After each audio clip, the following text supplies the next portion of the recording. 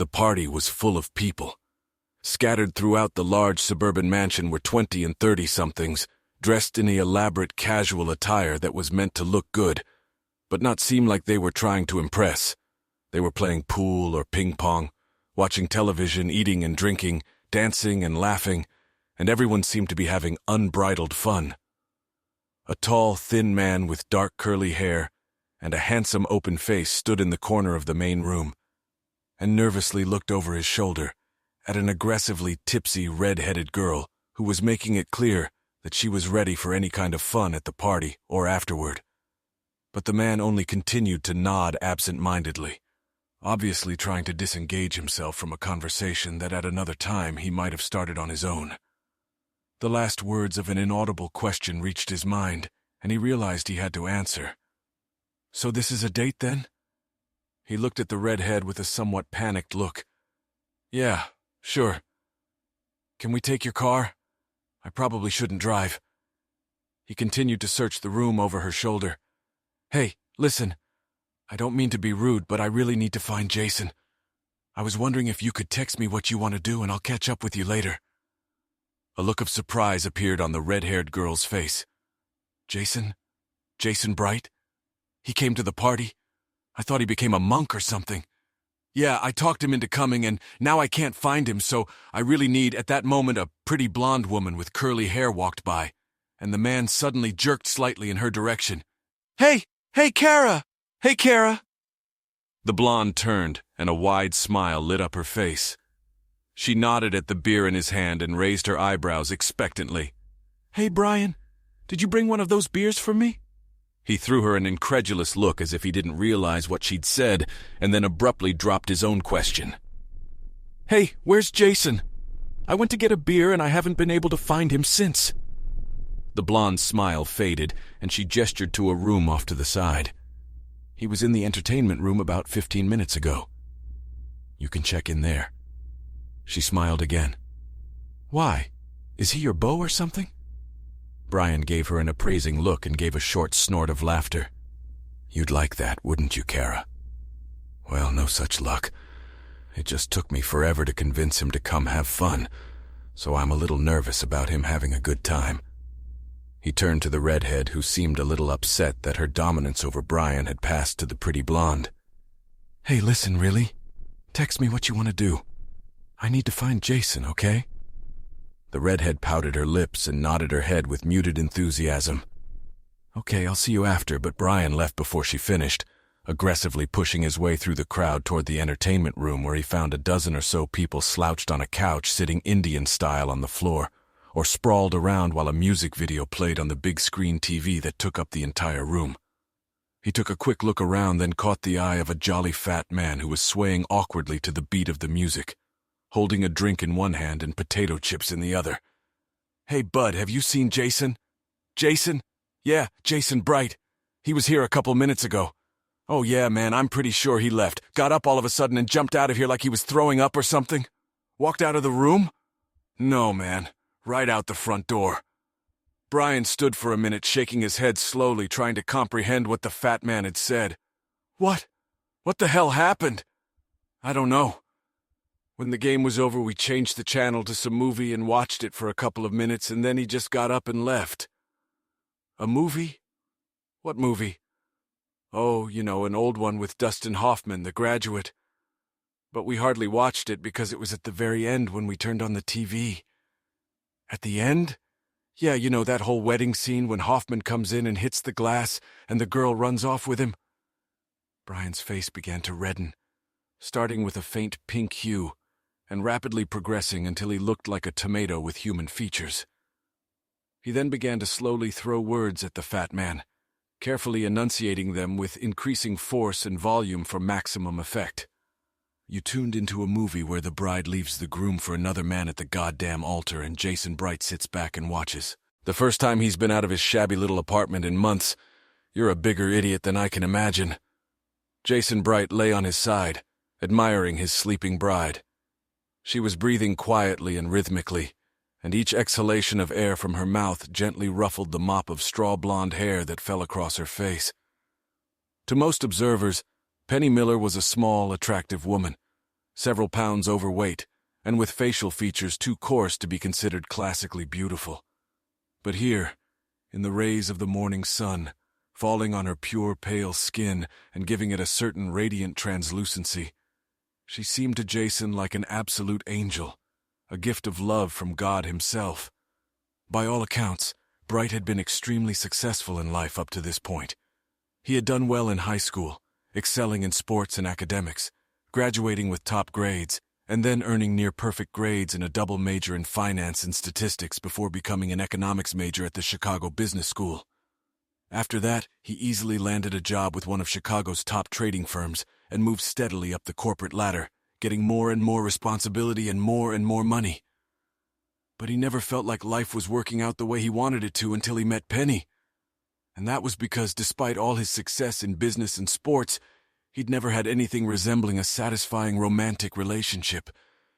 In high school, he'd been a nervous teenager around girls, overly anxious, completely clueless about how to approach them, to talk to them, let alone start a relationship. He'd gained some confidence in college when a couple of aggressive girls saw him as a good guy and didn't let his insecurities get in the way. But it still only led to a string of superficial hookups that didn't lead to anything significant in Jason's opinion. And that pattern seemed to continue in business school and for a few years at his new job. But then he met Penny, and everything changed. She was easy to be with, lively, talkative, attractive, without pretense or vanity. She wanted quiet, peaceful evenings, a house with a fence and kids, and Jason wanted her. And so, with a sense of comfortable inevitability, their relationship smoothly developed and strengthened. And so, on a warm summer evening in a small park by the lake, Jason got down on one knee and with trembling hands held out the ring to Penny, who accepted it with tears, a smile, and an enthusiastic hug. In the 8 months since, plans had been made, invitations sent out, dresses chosen, and a church reserved in Penny's hometown in southern Illinois for a date that was only 6 days away. They drove down I-55 highway, listening to music and chatting, with Penny occasionally texting friends or family to update them on their progress towards Centerville, or to make wedding arrangements.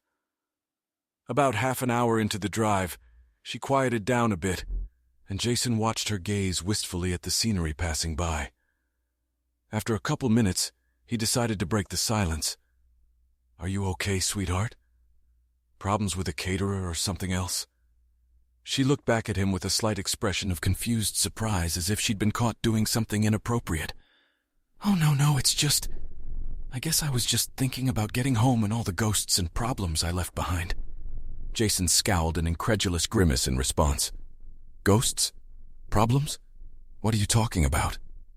Penny sighed melancholically and stared absent-mindedly out the window for a while before answering. "Well, it's really not a big deal, Jason. But, well, you know, some of my old friends and some of my family had a certain idea of who I should be with, and they're not... be very supportive of the wedding and all that. That's about it." "Wait, you mean your family doesn't like me?" "I thought we got along really well when they came to visit. Both times. I actually had a great time with your dad. Did I misunderstand something?" Penny shook her head decisively. "Oh, no, not at all. My parents love you. They think you're wonderful. They really do." She paused, chewing on her lower lip for a moment before continuing. "But like I said, some old friends and relatives, well, they still think that... Nah." Penny stopped and looked out the window before finishing her thought. "Look, Penny, what's your point? You seem to think I should know what the problem is, but I really have no idea what the hell you're talking about." Penny let out an intermittent sigh. "Look, Jason, this is about Kenny." Jason glanced at Penny, then shifted his gaze back to the road. "What about him? I mean, it's been over between you two for about 5 years now, right? Why has it become an issue now, unless you haven't told me anything?" Penny shook her head and then paradoxically nodded, her face showing a mixture of concern, confusion, and disappointment. "No. Well, yeah, sort of. Look, Jason, I told you everything that was important about me and Kenny. That we got really serious in high school, that we were going to get married, and that it just didn't work out. Penny paused, chewing her lip again, a look of uncertainty back on her face. Jason shrugged and raised his eyebrows in an expectant gesture before Penny continued again. To tell you the truth, a few of my friends seem to be very interested in our, relationship. They thought about them. Still do. Like some kind of romantic fairy tale. And they keep pushing me to give Kenny another chance. They tell me that he's changed, that we're meant to be together, and stuff like that. Jason pressed his lips together in thoughtfulness, and subconsciously added speed, quickly overtaking the car in the slow lane. So what are you trying to tell me? That I have to compete with your ex a week before our wedding? Is that what you're saying? Penny clenched her hands in annoyance and pressed them to her eyes. No, it's not. That's not what I'm trying to tell you at all. She lowered her hands and looked at Jason seriously, waiting for him to take his eyes off the road and look at her before starting again. It's just some of them. A few friends, especially Teresa, might try to, I don't know, try to push us together or treat you badly or something, and I just wanted you to be prepared. That's all. Teresa? Isn't she one of your bridesmaids? You asked someone who doesn't want us to get married to be in the wedding party? Isn't that a little, weird? Penny frowned. Well, I understand what you're saying, but Teresa was my best friend, and I feel, I don't know, obligated to be a bridesmaid. I mean, I was at her wedding, and it would be rude, I guess, if she wasn't one of mine. She turned to face Jason and glared at him, asking him to understand her. But he only stared at her dumbly, then turned away to the road for a few moments to calm down. Finally, after several minutes of silence, he let out a long sigh and turned to Penny again, displaying the most reassuring smile he was capable of. Listen, Penny, I'm in this for the long haul. If there are people who want to complicate things, I can live with that, as long as you're on my side. As long as we both have each other's backs, what could go wrong? After all, it's just you and me, and no one else can hurt us, right? So just stop worrying. I'll be on my best behavior, be as charming as I can, and bite my tongue when I have to. I'll do my best to make sure everyone in Centerville realizes that you made the right choice. And if I can't, so what?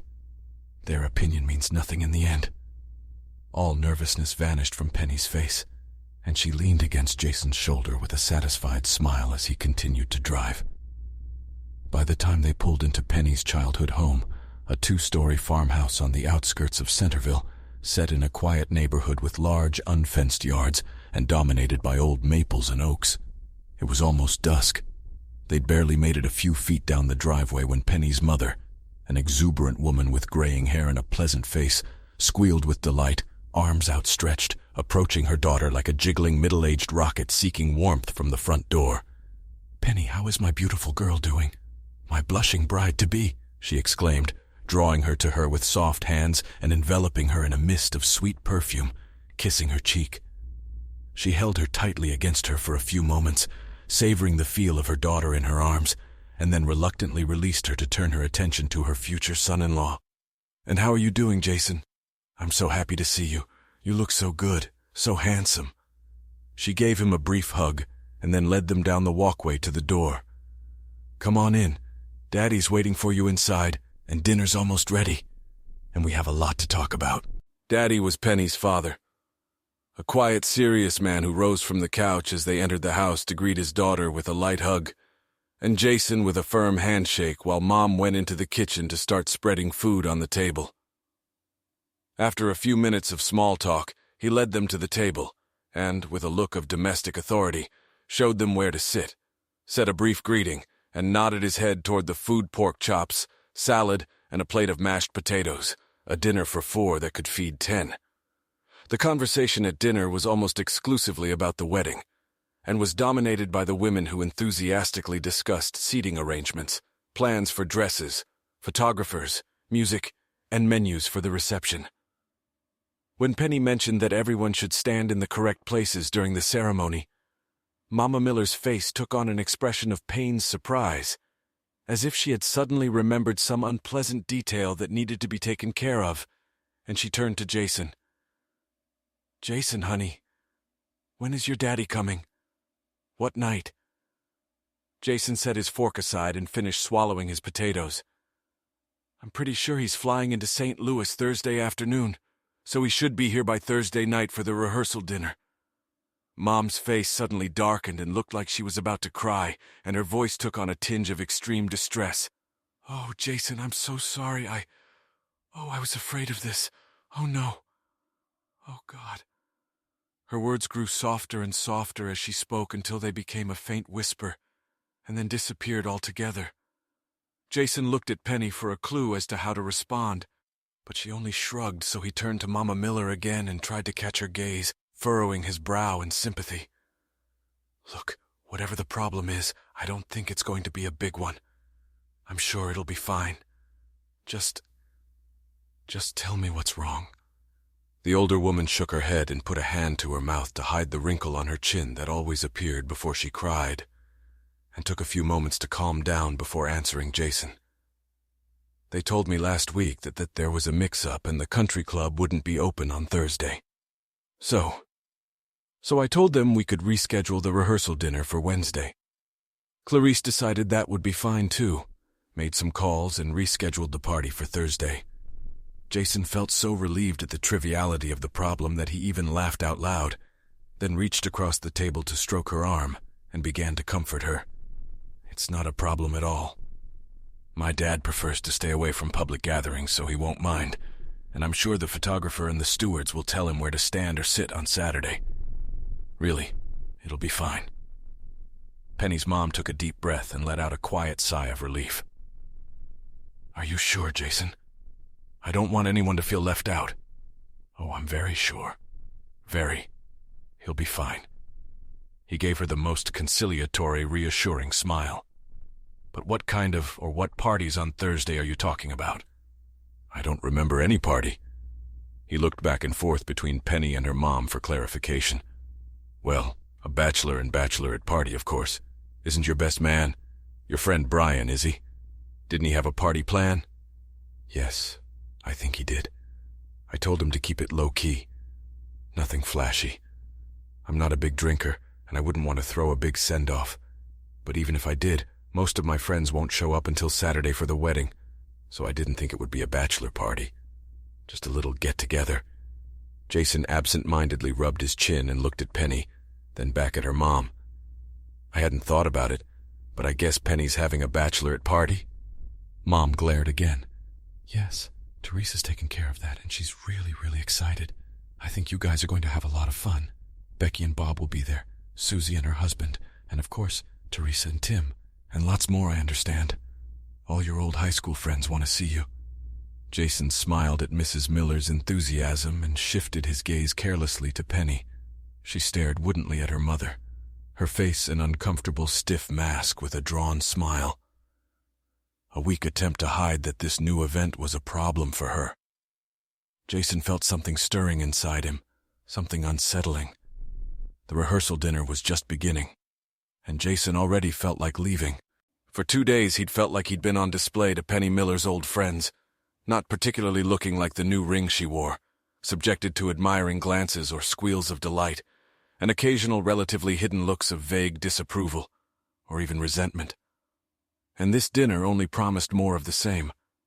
The main problem was Teresa Southern, a tall, attractive woman with a somewhat regal, officious demeanor, who sat upright at the table with her heavily tipsy husband, Tim, a thick, ruddy man with slicked-back hair and lamb chops.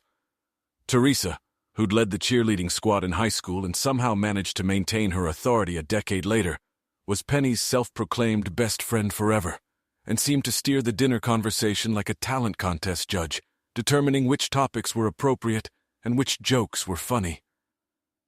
Jason had met Teresa the day after arriving in Centerville, and she had been an omnipresent irritant ever since, suddenly, and sometimes not so subtly, manipulating wedding plans, dinners, and general entertainment, inviting or not inviting friends to this or that event, coaxing Penny to follow her ideas about appropriate attire, speech, and company.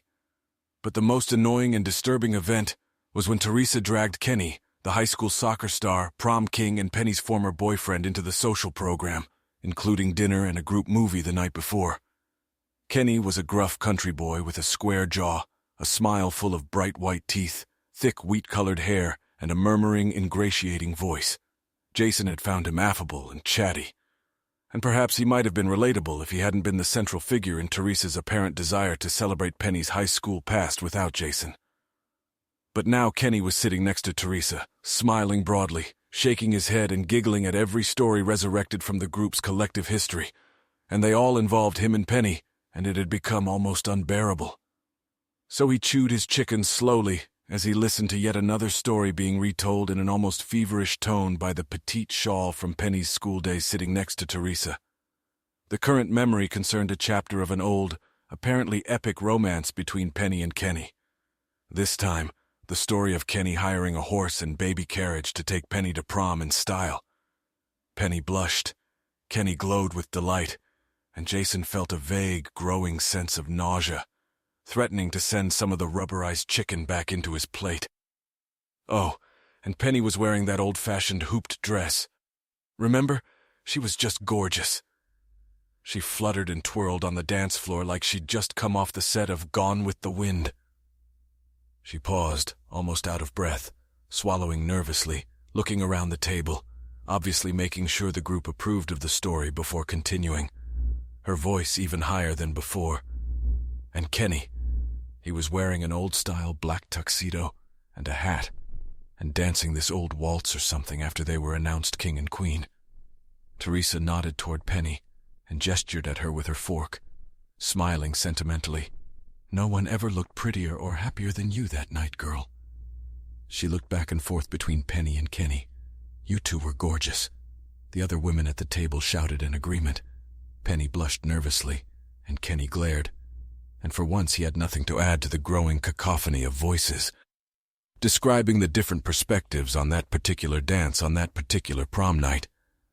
By then, Jason was completely lost in his own thoughts, trying his best to disengage himself from the ongoing conversation to maintain some sense of calm.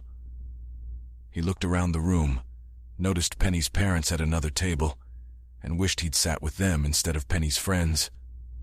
For a moment he noticed the decorations and wondered why Penny had chosen green and yellow, even though her favorite color was royal blue. But then he realized that those were the Centerville High School colors Teresa had chosen. Finally, he returned his gaze to the animated faces of the men and women at his table, suddenly experiencing an overwhelming sense of isolation, an outsider at his own party. "I'm sorry, they may have gotten a little carried away." He barely heard the voice over the noise and his own detachment from the conversation. He turned to his right to meet his gaze with the speaker, a plump, freckled woman with brown curly hair, squinted eyes, and a crooked smile. "Huh? What did you say?" She nodded across the table toward Teresa. "I'm sorry, she kind of took over everything. It's just, well, she knows everyone here so well, and they're all so close. I don't think she wanted to cut you out of everything." Jason felt the tension subside and smiled. "Yeah, I understand that. I think I do. It's just a little hard to join her when I don't know any of the stories, and I guess I'm thinking about other things." The brunette continued to smile. "Like about your upcoming wedding." Jason snorted with laughter. "Yeah, like, well, my name is Betsy. Betsy Palmer. I don't know if you remember." Jason interrupted. Yes, I met you yesterday. At the mall, I remember. They were still engaged in casual introductory conversation for a few more minutes, when from across the table Jason heard his name mentioned in some question. Looking around, he realized with slight bewilderment that Teresa was addressing him. "I'm sorry, Teresa. What did you say there? I didn't hear you." Teresa smiled serenely at Jason. "I asked," she began, emphasizing the word. Asked, with a tinge of annoyance at having to repeat the question. "If you could tell the rest of us exactly what you do, it seemed to Penny that you'd rather explain." Feeling the blood rush to his face from the unexpected attention, Jason began to stammer as he tried to explain. "Well, compile and manipulate economic models using a variety of new and advanced analytical techniques to help our firm make investment and marketing recommendations for our clients. Everyone stared at him with blank stares in response to his answer. Well, that's clear as mud, Kenny stated, half laughing. Jason looked at Penny, who smiled at him and nodded her head, encouraging him to continue explaining. He smiled back and, still a little embarrassed, tried again. I'm sorry. It's really not that complicated. I'm just mathematically evaluating the situation to help our clients and other companies and investment institutions to figure out what to do with their products or whether they should issue stock and things like that. This explanation elicited murmurs, half smiles and nods, but the room was suddenly quiet, and Jason felt an urgent need to fill the air. He took a deep breath, pulled on his best fake smile, and turned in what he hoped was an interested voice to Kenny, who seemed more than surprised to hear Jason's question. So, Kenny, Penny tells me you work at the Ford dealership we drove past when we came into town. Do you like the job? Is it a good job? Kenny raised his eyebrows, which gave away his suspiciousness, and began to answer in a quiet and slow voice, choosing his words carefully. Yeah, it's a good job. I think it is. It's a lot of work sometimes, but I like it. So you're in sales, selling cars? Kenny's tone changed abruptly. His answer was harsh, tinged with anger and resentment. No, I'm not a salesman, he replied, emphasizing the word not through clenched teeth. I'm one of the managers. I'm not just in the business of selling cars. Much more, there was an awkward, embarrassed silence, and Jason felt all eyes in the room on him, sensing that he had made a terrible social mistake, but not realizing what it was, or what exactly to do about it. I'm sorry. I didn't mean anything by it. I'm sorry. He stuttered, opening his hands in a peace sign and smiling weakly. He was somewhat relieved when Kenny smiled back and muttered, It's okay, tightly pressed together on the double bed in Penny's old bedroom, with moonlight streaming in through the open window and casting ill-defined, ghostly shadows. Penny and Jason lay in each other's arms, recounting the events of the evening and conducting a post-mortem of the rehearsal dinner. They both agreed that it had been more than they had realized. Too much food, too many people, too much noise, and too much tension. What was that cool asshole's reaction to being asked if he sells cars? He practically exploded in there. I wanted to melt in my chair, and I'm sure I wasn't the only one. Penny pressed her lips together in thoughtfulness and stared unseeingly at the ceiling, formulating a response. Kenny has some baggage, Jason. You have to realize that. It's not his fault he blew up. Not really. Jason rolled over onto his side and looked intently at Penny, his eyebrows furrowed in concern and frustration. He interrupted her with a harsh, businesslike voice, from which the warmth had faded away, replaced by irritation and annoyance. Wait, are you saying this is my fault? Honestly, I don't understand what I did that was so bad. Seriously, I didn't realize he'd turn out to be so damn sensitive. I wasn't trying to make him look or feel bad or make a scene. I was just trying to make conversation by asking a completely frivolous question. Penny gave Jason a half smile and turned to face him, lifting a hand to stroke his cheek as she formulated a response. Jason, it's not your fault at all, kid. It's just that you have to understand Kenny. His insecurities. Come on, Penny. We all have insecurities, but we have to live with them. You can't just blow up every time someone says something that bothers you. He didn't really explode that much. She started to reply. Jason raised his eyebrows incredulously and had already opened his mouth to interrupt her, but Penny changed tact. Listen, here's the deal. Kenny's always been the big man on campus, the best athlete, the most popular guy, all that kind of stuff, but all of that ended after graduation. He didn't get the soccer scholarship he wanted, which meant he didn't get into college or get the job he wanted or the girl he wanted. Jason interrupted him sharply. Or the girl he wanted. Don't get mad about my friends, please. Jason wrinkled his nose slightly and smiled weakly. I'm not mad. Really, I just feel like I don't know, that you still have a connection with Kenny. I almost feel like I should. Penny raised her eyebrows. Like you owe what? I don't know. Compete for you or something. It's driving me crazy, I guess." Penny's facial expression turned incredulous, her mouth opening in surprise before she replied, "Come on. You don't have to compete for me. I'm yours. You know that. Why do you get that impression?" Jason pressed his lips together and furrowed his brows before giving a hesitant, confused answer. "I don't know.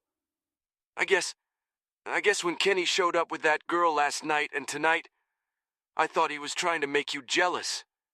And from the way you reacted, it looked like it worked, like you were upset that he was paying attention to another girl or something. I know you were very serious, but it seems like, at least for Kenny, he never got over his feelings."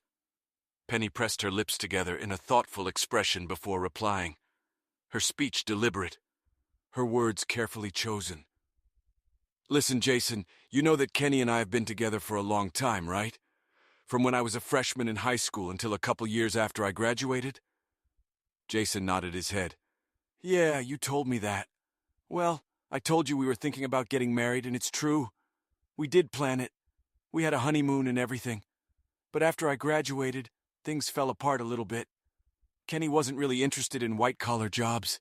He just wanted to stay here and live the small-town life and do small-town things.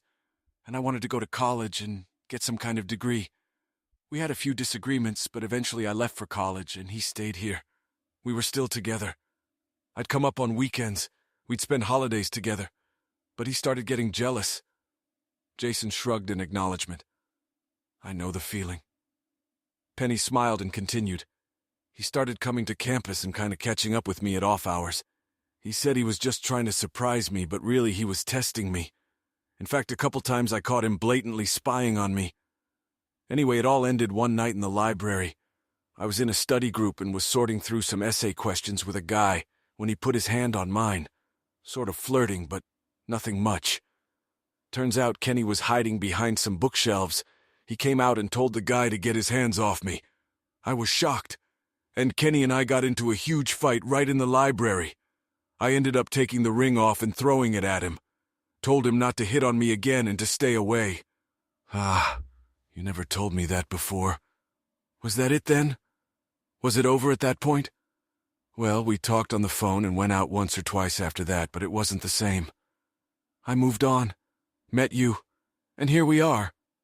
She wrapped her arms around Jason and pulled him tightly to her, pressed her lips to his ear and whispered, "And now it's just you and me here.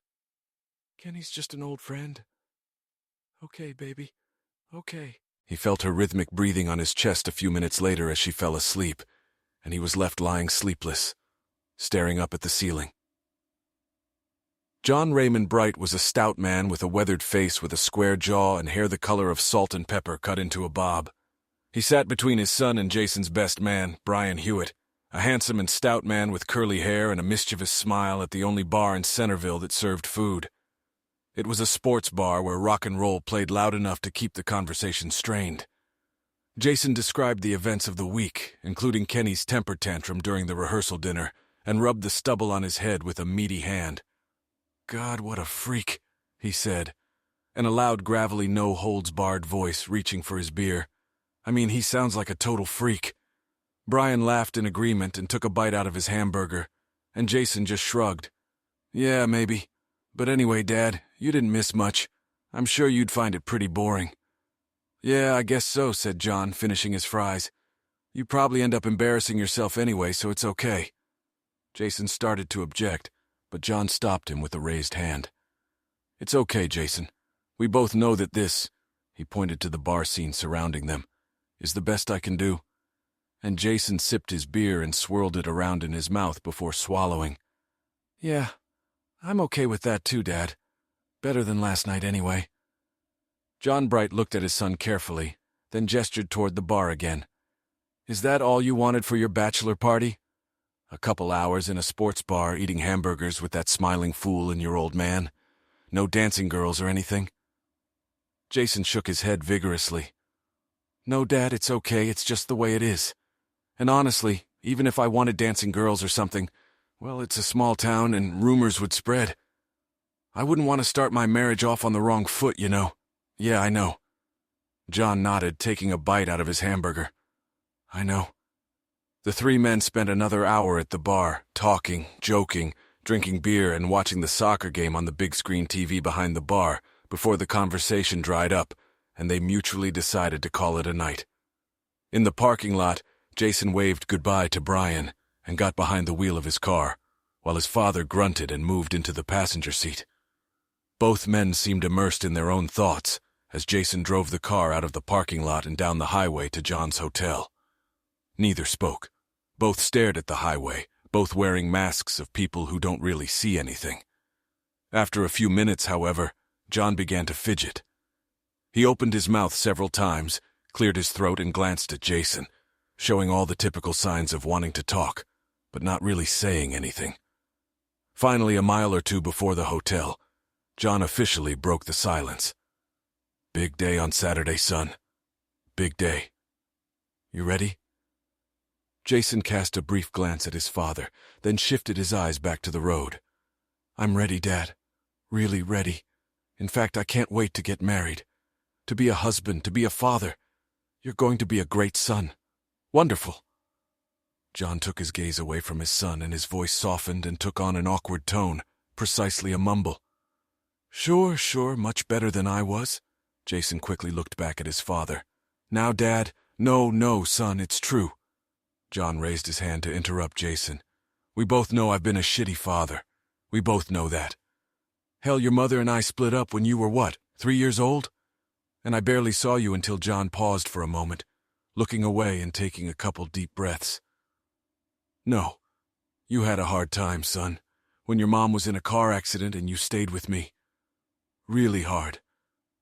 In the darkness, Jason could make out his father bringing his right hand up to his eyes to wipe something away, then cleared his throat and swallowed hard a few times before starting again. "So I'm happy for you, son. Damn happy you have a girl you love. Happy that I can be here to see it." Jason nodded his head as he pulled into the hotel parking lot and stopped the car, then turned to look at his father. "Dad, I'm glad you're here too. Really glad. You are my family. I couldn't have done it without you." John Bright turned to face his son, and for the first time in his life, Jason saw the tears on his father's cheeks and heard his rough, gravely voice break as he spoke. "Look, son, I just want you to know how sorry I am that after your mother died, you were left with a scoundrel like me. Hell, Jason, I could barely take care of myself, let alone an 11-year-old boy." John paused to wipe away his tears, but now they were streaming down his face, and his voice was higher and more ragged as he finished his thought.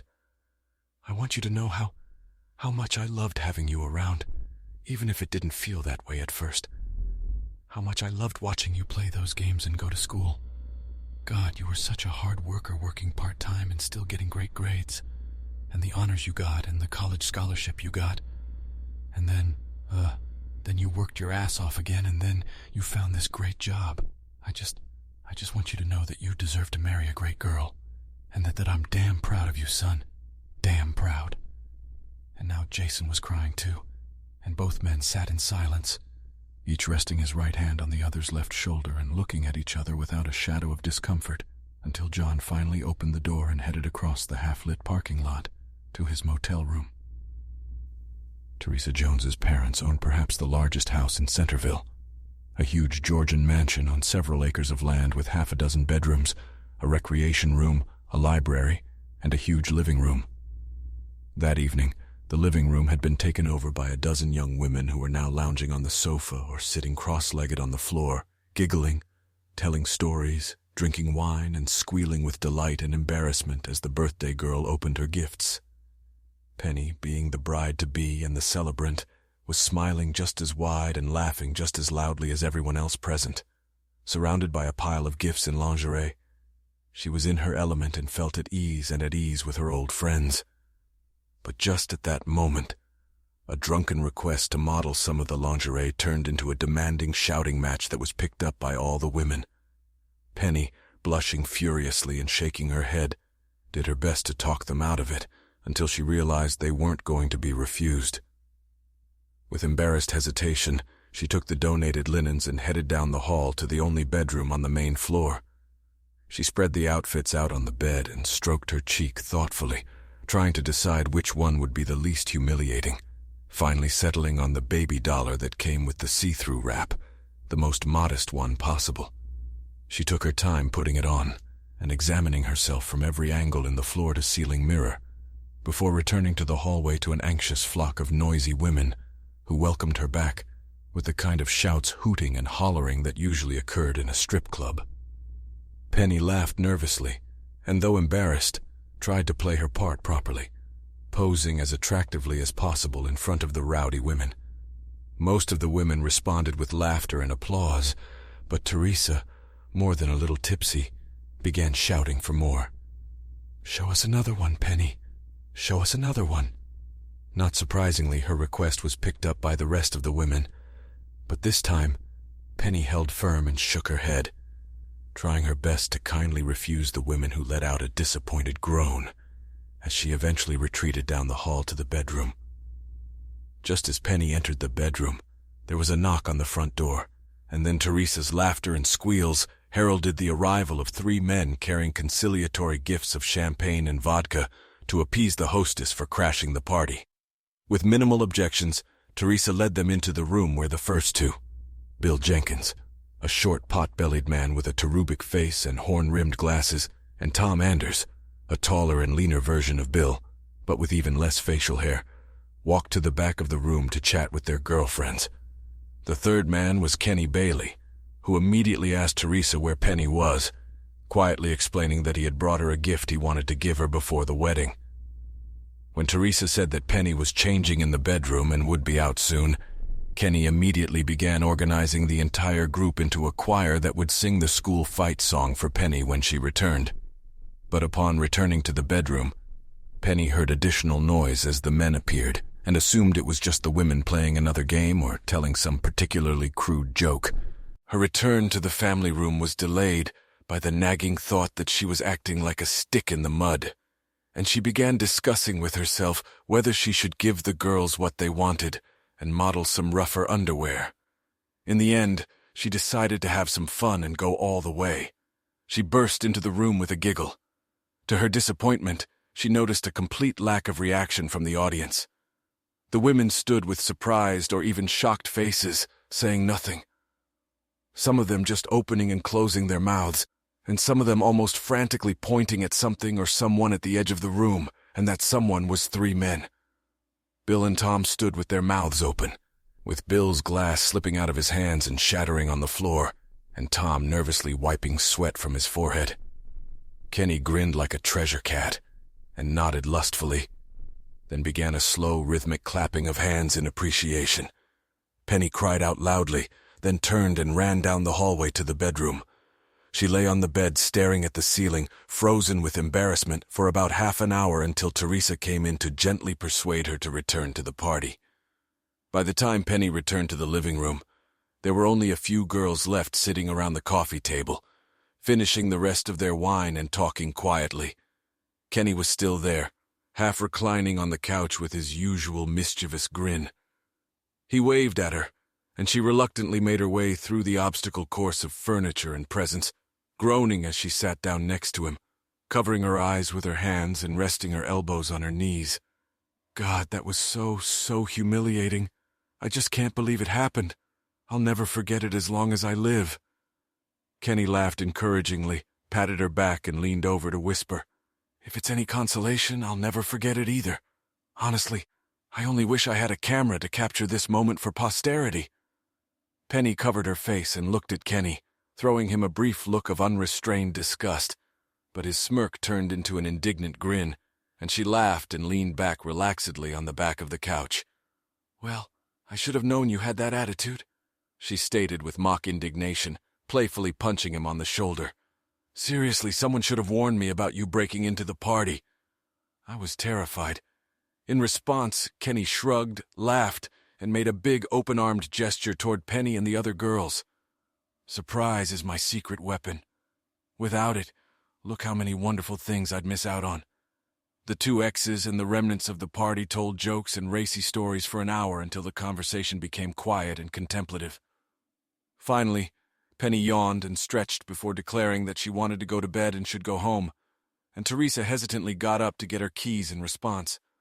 But Kenny laughed at Teresa's tentative attempts to get up and insisted on driving Penny home, to which Penny enthusiastically agreed.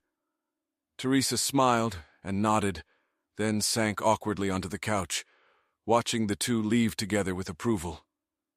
Conversation during the ride home was light and casual, full of observations on the dating and marriage habits of their old friends and reminiscences of days and events of years past. 2 blocks from Penny's house, Kenny pulled off the road and parked the car near the tall hedge that blocked it from the windows of the houses. "What are we doing here?" Penny's voice sounded suspicious. "I have something for you," replied Kenny, unbuckling his seatbelt and turned to her, pulling her closer. Penny raised her hand to stop him and shook her head decisively. "No, Kenny, no. I'm getting married in 2 days, and I'm not going to park here and whisper with you for old time's sake. It's just not." She stopped abruptly, noticing Kenny holding out a small wooden box with stains and slightly rusted hinges, offering it as a gift.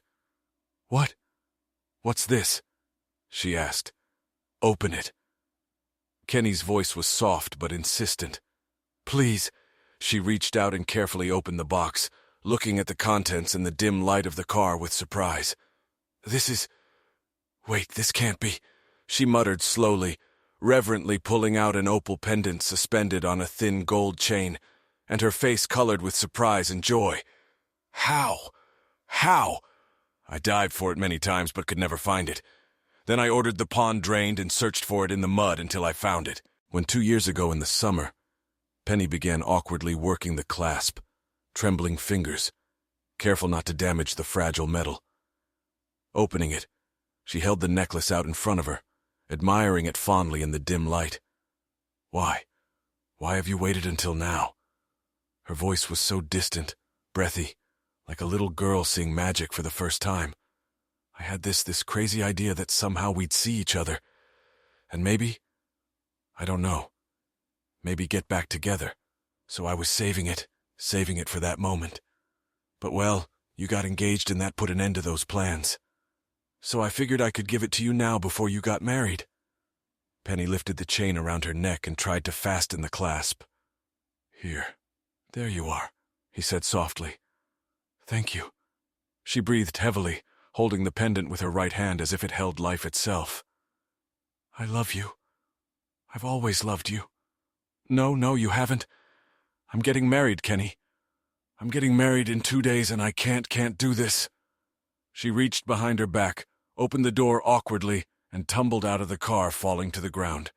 She got up quickly, still shaking her head, and ran toward the house, disappearing into the darkness. 12 hours later, Penny stood on a small stool in the middle of the living room, mute and motionless like a living statue draped in a flowing white wedding dress, while her mother fussed around her, pulling up the sleeves, tucking the folds of fabric, making sure the dress fit perfectly. "You certainly aren't saying much this morning, dear. Are you all right?" Penny let out a loud, unsure sigh. "Yes, Mommy, I'm fine." Mrs. Miller cast her daughter a long, hesitant, appraising look. "You don't seem fine. Is everything okay with Jason?" Penny looked down with an expression of sudden panic on her face. "Of course he's okay. Why would he be upset? Did he say something to you? Did he seem angry to you this morning?" No, honey. It's just that you seemed so quiet that I thought maybe you talked or something. I thought that maybe he was upset that your dad and I insisted that he sleep somewhere else the night before the wedding. I think it's a lot to ask, and maybe we shouldn't have done it, but we just think it's kind of wrong. But if it's a big problem, if it's causing problems, he can sleep here tonight, honey." Penny let out a long sigh and her body relaxed as she absolutely rubbed the opal pendant she wore around her neck. "No, Mom. He wouldn't mind. He wouldn't mind sleeping separately all week if that's what you wanted. Jason's a good guy. Respectful." Mrs. Miller grumbled some more but continued to look at her daughter with a restrained gaze. "What is it? What do you have there, honey?" she asked, nodding her head toward Penny's neck. "What?" asked Penny, guiltily, abruptly letting go of the pendant as if it had suddenly become unbearably hot. This chain and stone. What is it? I've never seen it before, and now you're wearing it like it's a prized possession. Did Jason give it to you? Penny pressed her lips together, delaying her answer for a moment. Kenny gave it to me. Mrs. Miller suddenly stopped fiddling with the dress and took a step back from Penny, resting her hands on her hips in disapproval. You're accepting gifts from old boyfriends now? From a woman who's getting married tomorrow? Her tone was stern, accusing, and Penny responded by mirroring her mother's gesture, hands on hips, determined, serious face. It's different, Mother. She said, touching the stone. This is the pendant Kenny gave me from my 16th birthday. What? The one you dropped overboard while canoeing the day after you got it? That one? I thought it was lost forever. Penny smiled, a distant look coming to her eyes as she rolled the pendant over in her fingers. He found it for me. He drained the pond and found it. He gave it to me. Give it back to me last night, Mom. I think it's a wonderful gesture, don't you? Mrs. Miller snorted.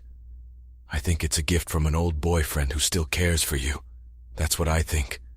And I think you'd better be damn careful with that Penny boy. Damn careful. He's a real charmer, and you have a good man you're marrying tomorrow. Don't bring an old flame into your marriage, honey. It's not a good thing. Don't do it. Penny frowned and answered her mother in a sharper, slightly annoyed tone. Why do you hate Kenny so much, Mom? You've always treated him down like he was never good enough for me. Everyone around here loves him except you. Why is that? Mrs. Miller stepped toward her daughter and gently took her left hand with both of her own. Oh, honey, I like Kenny. I like him a lot, and I wouldn't mind you being with him if that's what you really wanted. All I want is your happiness, honey. That's all. And if you wanted to marry Kenny, that would be fine. But I have to tell you, I've always been worried about him. Worried that he didn't have the same goals in life that you do. He's a charmer, like I said, a boy who can create a great romantic scene for a night or a moment, but he doesn't have the ambition to do the day-to-day work of making a comfortable life for his family. Penny frowned. Is that why you marry someone, Mom? If he can make you comfortable? Is that why you married Daddy? Mrs. Miller smiled. No, honey. I married your father because I love him, and he loves me. But one of the reasons I love him is because he takes care of me every day. He works hard for me and gives me the life I want. If Kenny was what you wanted, him and the life he would provide for you, then everything would be fine. Just fine. But I have to say I'm glad you have Jason. He's a good man who will take care of you. He'll make you happy for a long time. Penny nodded and shrugged. I know that, Mom. He's a wonderful man and I love him. It's just that I guess I've always had feelings for Kenny and, well, being at home with him right now, it's kind of freaking me out. You know, it's hard to completely bury an old relationship. Mrs. Miller looked at Penny with sympathy and concern. I understand, baby, I do, but you need to get your head in order. You're getting married tomorrow, dear. You're marrying a fine young man who deserves the very best. Remember that. Penny nodded absent-mindedly in agreement, as she continued to absent-mindedly run her fingers over the pendant. That night, Penny had been lying in bed for over an hour, staring at the shadows cast by the dim light of the moon when she first heard the music. At first it was so quiet that she couldn't tell where it was coming from, but as it grew stronger, a strange realization came to her that the music was coming from outside her bedroom. She carefully got out of bed and shuffled over to the window, where she saw a group of 5 musicians gathered on the lawn. 2 guitarists, a bassist, and a clarinetist playing an uneven, out-of-tune version of Elvis's hit, I Can't Help Falling in Love with You. She half expected her friends to pull some kind of pre-wedding prank, and laughed as she opened the window to chase the band away. But as she poked her head out into the night air, there was some movement to her right. She turned, and in the dim light was able to make out the figure of Kenny sitting cross-legged on the roof above the porch, just a little away from the window. He smiled broadly and began humming the words of the song along with the band. Penny froze in place, seemingly unable to move or speak, listening with her mouth open to Kenny's surprised declaration of love when she heard her father call out to her through the bedroom door. Hey, Penny, what's that noise? Is something going on in there? Penny jerked away from the window and yelled through the door. No, Dad. It's just a prank. Some guys playing music on the lawn, that's all. Well, the hell with them. It's past midnight, damn it. I'll go over there and chase them away. The realization that her father might see Kenny on the roof threw her into a panic, so she stuck her head back out the window and told him to hide. Where? He asked, spreading his arms out in a questioning gesture. Seeing no reasonable place to hide and realizing that the path back to the lawn was winding enough that he would surely be on the lawn the moment her father opened the front door, Penny turned to Kenny, gritted her teeth, and headed towards her bedroom, hissing softly. "Quick, come here. Hurry up." Kenny responded readily and smiled, climbing through the window and closing it softly behind him before turning to face Penny. "Hi, Penny. Funny to meet you here," he said with aplomb. She tried to keep a stern, disgruntled, indignant expression on her face, but his greeting completely disarmed her, and she could only laugh before sitting down on the bed and shaking her head. "God, Kenny, you're going to get me in so much trouble." Kenny leaned back carelessly next to her, still smiling, leaning back against the headboard of the bed and clasping his hands behind his head. "With an angel face like that, you can get out of any mess, baby. Any kind of trouble. You're such an asshole, Kenny." "I wouldn't say that, baby. You know I mean it." He nodded his head and raised his eyebrows for emphasis. Then his eyes caught the pendant around her neck and he gestured at it. You're wearing an opal." Penny lifted it with her hand and looked down at it, then returned her gaze to Kenny. Yes, I do wear one. It's a very sweet gesture. A lovely gesture for a friend, Kenny. Thank you. Thank you very much. Is that what we are, Pen? Friends? Because the truth is, I feel differently about you. What I said last night, I meant it. I love you, Penny," he said in a husky, huffing voice. "I love you too," she replied. When Penny awoke, she was greeted by the soft snoring of Kenny Bailey lying on his side, and her mother's voice coming through the doorway. "Penny, darling, it's time for you to get up, honey. It's getting late." Penny, in a sudden panic, slapped Kenny's shoulders several times to wake him up, and then quickly covered his mouth with her hands as he spoke, gesturing frantically toward the bedroom door and his mother's voice. "Penny, did you hear me?" "Yes, Mom. I'll be right out." "Honey, I have your dress here. Let me get it and put it on your bed so you can put it on when you're ready." Wait, Mom," Penny practically screamed, jumping up from the bed and heading for the door, picking up her nightgown and wrapping it around her torso. "Don't come in. I've got really bad gas. I think, don't. Her mother's voice took on an incredulous tinge as she started to open the door. "What? Don't be silly. I'll just come in. Put the dress on your bed and no, Mom," Penny shouted, slamming her shoulder against the door to keep it from opening fully, and then came face to face with her stunned mother who was still standing in the hallway, blocking the way into the bedroom of her clearly disturbed daughter, who seemed to be mumbling something incoherently. "Seriously, Mom, it's just really bad in here. Really bad, I can barely stand it myself, and, well, it's just so weirdly awkward, you know, and I'm going to go downstairs now and I can put my dress on." During her incoherent monologue, Penny glanced back and forth at Kenny, who was silently rummaging around the room, gathering his shirt and underwear, but unable to find his pants. Penny angrily ordered him to leave, and Kenny ended up swinging open the window and practically jumping out through it, leaping from the roof onto the lawn below, fleeing the house in the neighborhood in just his boxer shorts. During his escape, Penny managed to maintain her odd conversation by constantly referring to the relatively toxic atmosphere she had created in her bedroom, essentially forcing her mother to stay in the hallway until she was sure Kenny had safely left the room. At that moment, the tone of her voice changed and she opened the door abruptly, inviting her mother in. "Okay, Mom, if you insist you can come in, but I warned you." She briskly strode across the room to close the window and, noticing Kenny's pants by the dressing table, discreetly shoved them under the bed. Meanwhile, her completely confused mother slowly crept into the room, sniffing the air cautiously before allowing herself to take a deep breath. "Penny, I don't know what you're talking about. It smells wonderful in here." Penny smiled nervously at her mother. "Really? I think it smells awful. It must be the nervous tension of the wedding day." Yeah, I guess so," said her mother with vague concern. Penny sat in a stiff, upholstered, straight-back chair in the preparation room, adjoining the chapel. Her immaculate wedding dress flowed around her in perfect white waves. Her hair was arranged in elegant romantic ringlets. Her hands were folded in her lap, and she was staring blankly out the window. At that moment, she heard the sound of the door opening, and the quiet sound of footsteps on the carpet. "Please, please, I'd like to be alone for a few minutes," stated Penny, not checking to see who had come in. And then her mother's voice reached her, soft and gentle, loving and kind. "It's me, Penny."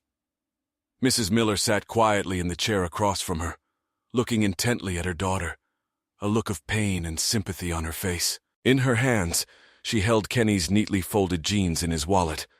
"Penny, honey," she said, picking up the jeans, "I found them under your bed. Do you want to talk about it?" Penny stared at them dumbly for a while, then burst into tears. Oh my God, Mom! What am I going to do? I don't know what to do!" Penny's mom put her jeans on the floor, pulled her chair closer to Penny, and took both of her hands, gazing intently into her face as she spoke. "Penny, honey, what do you want, sweetheart? Who do you want? Because that's all that matters. It's hard for me to say what I want. I feel like I'm at war with myself, Mom. When I'm with Jason, everything feels right. Everything about him is so perfect. But Kenny has taken over my heart, and I can't let him go." Penny bit her lip, her worried expression darkening even more, and fresh tears drew new paths on her makeup. "Oh, Mom, this is just going to kill Jason. How do I do this?" Mrs. Miller reached up and brushed a tear from Penny's cheek, looking at her daughter with love and concern. "Well, honey, I don't know exactly what to tell you, but I know you can do it. And no matter what, you know you have my support and my love and my blessing, if that matters." Jason Bright stood in the groom's preparation room, barely overcoming his excitement to stand still, while Brian Hewitt carefully adjusted his tuxedo, brushed off the lint, adjusted his tie, and made sure the groom was absolutely flawless. While Brian was adjusting his tie, Mrs. Miller and Penny entered the room, and Jason's face broke into a wide, excited smile, which immediately turned into a mask of concern when he saw the distressed expression on Penny's face, accentuated by red eyes and tear tracks. "Penny, what's wrong, honey? Are you okay?" He stepped away from Brian and took 2 steps toward Penny, intending to hug her, but Penny stopped his movement with a raised hand. Jason, we need to talk," she said simply, as Mrs. Miller gestured for Brian to follow her out of the room. "Of course, sweetheart, of course. Tell me, what's wrong?" Penny shook her head slightly and turned away from Jason, fresh tears appearing in her eyes. Without turning around, she spoke again quietly, hesitantly, in a voice full of pain and regret. "Jason, I have bad news, very bad news, and I don't know exactly how, honey, whatever it is, it's going to be okay." Jason started to say, taking a step forward, but Penny raised her hand again and moved her gaze straight to him, now looking him straight in the eye. "Please, Jason, let me finish, because this really isn't going to be good." Penny swallowed hard twice, looked away, and then back at Jason before starting again. "Jason, I can't marry you. I'm sorry. I love you and I know you love me, but I just can't do it." Her voice was devoid of emotion, becoming almost robotic, as if it was the only way she could get her point across without breaking down. Jason shook his head and faked a smile that should have been reassuring, but the fear and vulnerability behind it only made his heart ache more. "Penny, honey, if you're getting cold feet, I understand. We can put this off. We can take our time." And Penny shook her head violently, hot tears streaming down her face, which had taken on a determined look. "No, Jason, no. I can't marry you now. I can't marry you ever. It would be a mistake for both of us. I can't be your wife, Jason. I just can't. I'm so sorry." Jason spread his hands in a pleading gesture and took another step forward.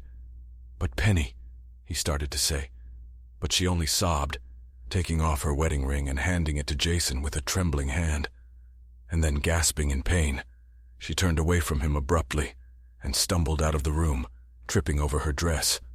John Bright was standing in the foyer of the church, not far from the chapel when the pandemonium began. He saw Penny's mother come out of one of the preparation rooms with Brian Hewitt and say something earnest, her somber face not in keeping with what he expected to see from the mother of the bride on her wedding day. While she was talking, several women managed to sneak up and overhear their conversation until they apparently caught the gist of it, at which point they began thrashing around the church to set off a chain reaction of gossip. Soon, both men and women were animatedly discussing what was going on, tugging on the sleeve of any passerby to elicit more information. By this time, Brian's conversation with Mrs. Miller was almost over and had become decidedly unpleasant. Brian blushed. His nostrils flared as he gave Penny's mother some firm, final opinion, then turned and headed back to the groom's room. John took a few quick steps toward him. "Hey, Brian, what's going on?" Brian looked at John and shook his head in disgust. "It's off," he said emphatically. "The wedding's off." "Wait, what? That can't be," replied John, heading with Brian to the ready room. But all his doubts about the veracity of Brian's information were dispelled when he saw his son stagger out of the room with anguish on his face. His tuxedo was disheveled. His previously perfectly combed hair was now a mess, and his eyes were wet with tears. Oh my God, son, what happened?" Jason could only stare at his father and shake his head, effectively rendered speechless by the devastating news his ex-fiancée had just given him. At that moment, Kenny Bailey burst into the church without coat or tie, half-dressed in his suit pants and unbuttoned white shirt, and demanded the attention of the first small, muscular woman in a too-big formal dress who caught his eye. "Where is she?" The woman nodded excitedly toward the archway leading to the reception hall, and Kenny, realizing this, hurried in the same direction. John watched the scene, squinting his eyes, looked back at Brian, who had a look of disgust on his face, then at Jason, who still looked dazed and incoherent, and at the archway through which Kenny had disappeared. John's face turned red, and he began clenching and unclenching his fists, pushing his way through the crowd toward the reception hall until he reached the hall itself. There, amidst a crowd of happy, chattering spectators, Kenny knelt down in front of Penny, who, still in her wedding dress, sat in a straight-back chair and nodded happily through dried tears as Kenny held her hands and spoke to her with a broad, reassuring smile. Shaking with overwhelming rage, John cast a long glance at the couple and exploded. "What is this shit?" Those words caught the attention of the entire crowd, who as one turned to look at John with surprise and disgust, but their disapproval didn't faze John. "You mean to tell me that my son's heart is broken because of this loser?" He gestured at Kenny, an incredulous expression on his face. Penny began to cry again, and Kenny, gritting his teeth, began to rise. While off to the side, Penny's father quickly made his way through the crowd to John. "Look, I'm asking all of you who seem to be having so much fun here. I'm asking you if it's true that this bitch..." As soon as the word bitch left John's mouth, Penny's father unclenched his fist, and the blow came like lightning to the corner of John's mouth, causing him to stagger and take a step back. John wiped his mouth with his hand and looked at the blood before turning his attention back to Penny's father. A murderous expression frozen in his eyes, and his mouth set in a grim, bloody smile. Clenching his fists, he strode toward Mr. Miller, who, clearly surprised that his punch had had no effect on John, began to back away awkwardly. But just as John came within striking distance, Jason's voice, tired but firm and insistent, stopped him. "Dad, no, it's not worth it. It's not worth it. None of this is worth it." John looked at his suffering son, and the rage on his face melted away, leaving only a look of calm understanding. Brian walked over, put his arm around John, and they began to make their way through the crowd toward the church exit, with the guests flanking them. But Jason paused for a moment, looking around the hushed crowd before he stopped his gaze on Penny, agonized anticipation written all over her face. He reached into his pocket, and with a smooth motion tossed the wedding ring toward Penny. It hit the tile floor with a loud clink and bounced twice before falling next to her foot. "Goodbye, Penny," he said in a voice with bitter finality, then walked out of the room like a prisoner sentenced to death. Chapter 2. 1,000 Days. Jason sat hunched over in front of the coffee table in the small living room of his apartment, chewing the last piece of cereal and staring blankly out the window at the coming dawn. He stood up slowly and stretched, then walked across the living room floor past the chair she usually read in, past the closet where her clothes were kept, and entered the kitchen where she was cooking and dumped the empty bowl into the sink. 1,000 days. He muttered, looking at the empty bed, littered with crumpled sheets, evidence of another night spent alone, of bad dreams and insomnia. He stripped off his workout clothes, showered and shaved, before slipping into his usual dark conservative suit, tying his tie and turning his back to his reflection in the mirror, and walking out of his lonely apartment to work. 1,000 days, he said aloud, walking across the garage to his car, and remembering another far more painful walk. That day, after leaving church, he'd essentially staggered to the car, barely able to get to it with the help of his dad and Brian. The ride home was barely bearable. His father insisted on driving and spoke to him in the most soothing tone a gruff, exhausted man could have, trying his best to convince Jason that the world went on and that life would eventually get better. His father stayed with him for a week, while Jason struggled to come back to life. First in an almost catatonic state, then incoherent, and finally in a state of sluggish depression. 1,000 days. And this is still the best part of my day. Sighing, he pulled into the Prairie Tower parking garage and nonchalantly took the elevator to the 42nd floor. He made his way to his corner office, nodded to the janitors, the only people on the floor at this time, and then sat down at his desk and turned on his computer.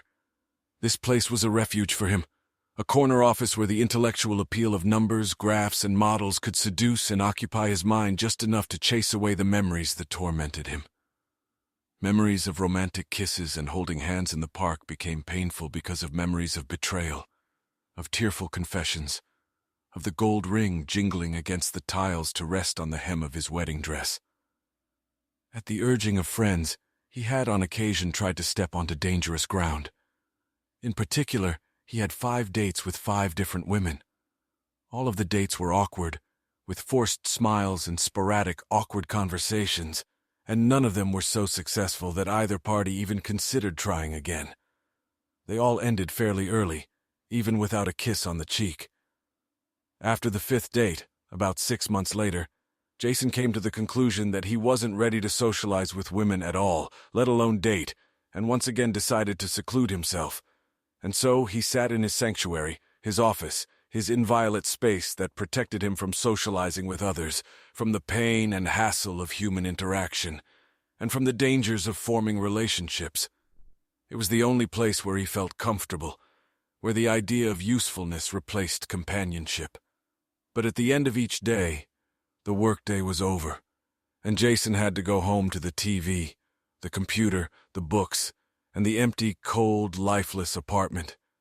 And he was gradually realizing that he couldn't lead the life of a high-tech hermit indefinitely, and that even for him, some minimal socializing was necessary. So that night, instead of going straight home, he decided to do something different. To try to go to the social party Brian had urged him to attend, with an enthusiasm that bordered on coercion. Leaning back in his office chair and folding his hands on the back of his head, Jason worried about the discomfort he would feel this evening, and for a moment he thought about brushing it off. But, pursing his lips, he discreetly shook his head with a look of determination on his face, and got up to grab his car keys. The house was large, almost a mansion, located on a street lined with other mansions. There were cars everywhere, filling the driveway, parked on both sides of the street, and 2 even parked neatly on the lawn. Jason put the car in a small spot, a block or so away from the house, and texted Brian his arrival, slowly making his way through the parked cars. When he reached the front door, Brian was already out to meet him, smiling broadly and shifting nervously from foot to foot as Jason approached. To keep him from turning around and running away, Brian put his arm around Jason's shoulders and quickly pulled him inside. Despite its size, the house was crowded with people.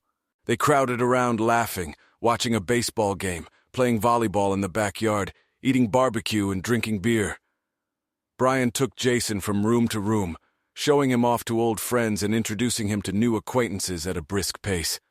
The men greeting him with cheers and pats on the back. The women with flirtatious smiles and small talk. To his surprise, Jason was enjoying himself, and for the first time in as long as he could remember, he felt something akin to confidence when talking to women. After wandering around the house and sampling the food and entertainment, Jason and Brian became engrossed in a game of pool, which was held in the large recreation room. When Brian left to get a beer, Jason felt comfortable enough to wander around the house some more. Eventually, he made his way to the media room where he ran into Buddy Johnson, a pleasant, chubby former classmate who had taken up temporary shelter next to a table laden with potato chips and juice. Buddy smiled broadly at Jason. "Hey, Jason. Haven't seen you in a while. What's up, man? You want some chips? There's barbecue outside, too." No. I'm fine now," Jason smiled back, then nodded at the big TV that was currently running commercials. "What are you watching?" Buddy swallowed and ran his tongue over his lips before answering. "Yeah, we just got done watching the Cubbies lose in extra innings." Buddy rolled his eyes in disgust, then continued. "But it just got switched to some movie. When it's over, I think they'll hook up the Xbox to play. I think it's almost finished, so it won't take long if you want to play." Jason nodded in response to Buddy's words and stood behind the couch littered with people as the movie started again. Jason nodded in recognition, bit his lip, and began to rub his hands restlessly, recognizing the plot. It was the end of the movie, The Graduate, and he was watching Benjamin Braddock, Dustin Hoffman's character, abandon his car, which had no gasoline in it, and set off on foot to frantically make his way to the wedding. When he arrived, he found the doors to the church locked and eventually made his way to the glass wall at the back of the chapel. Jason swallowed hard twice and began breathing rapidly through his nose as he watched Braddock bang on the glass and call out Elaine over and over again to get her attention, and then turned pale as a sheet when Elaine turned in response to Braddock's words, and spotting him abruptly left the chapel in a burst of chaos and fled with Braddock on a bus, leaving her fiancé behind. The informal audience, which included not only those seated on the sofa, but also several couples sprawled on the floor, were clearly amused by these scenes. Two of the men who had been drinking heavily began shouting Elaine as the scene played out while the others laughed and giggled. Jason, however, found himself bent over with his hands in his lap, as if his head was suddenly foggy or even nauseous. One of the women walking by to grab a bite to eat delicately placed a hand on his back and gently asked if he was okay. He stood up, embarrassed, and looked around at everyone gathered who were so enamored with the idea of a woman, leaving a man at the altar for someone who obviously offered more. He looked at the woman, a short, olive-skinned Hispanic woman with a concerned, uncertain smile, shook his head, and without a word, disappeared out the door. Brian walked with bated breath to the door of Jason's apartment and stood in front of it for a minute or more before he raised his hand to knock. When nothing happened, he knocked a second time, louder and more insistently. This time a shuffling sound was heard, and then the door opened, revealing a tired and disheveled Jason Bright, dressed in shorts and an old t-shirt. "Oh, hi, Brian. What do you need?" he asked, opening the door wider, silently inviting him in, and then turned and headed back into the living room. Brian hesitated for a moment and then followed him, turning to Jason.